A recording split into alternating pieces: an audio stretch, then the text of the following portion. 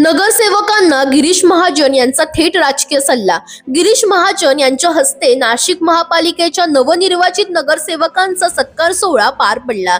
यावेळी त्यांनी नगरसेवकांच्या कामाचे तोंड भरून कौतुक करत पुढील राजकीय वाटचालीबाबत महत्त्वाचा सल्ला दिला। नुकत्याच झालेल्या निवडणुकीत भारतीय जनता पक्षाने स्वबळावर 72 नगरसेवक निवडून आणत मोठे यश मिळवले आहे।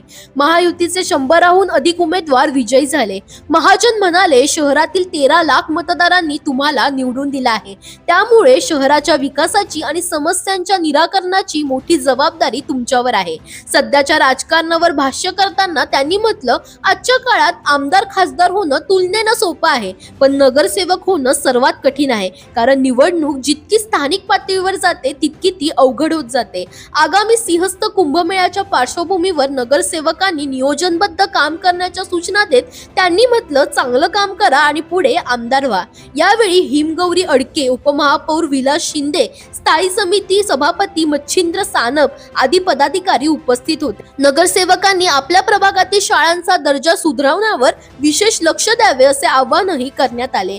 महाजन यांच्या या सल्ल्यामुळे नाशिकच्या राजकीय वर्तुळात नव्या चर्चांना उधाण आले आहे। दरम्यान तुम्हालाही अशाच पॉलिटिक्स रिलेटेड अपडेट्स हवे असतील तर इंडिया लीडरला फॉलो करायला विसरू नका।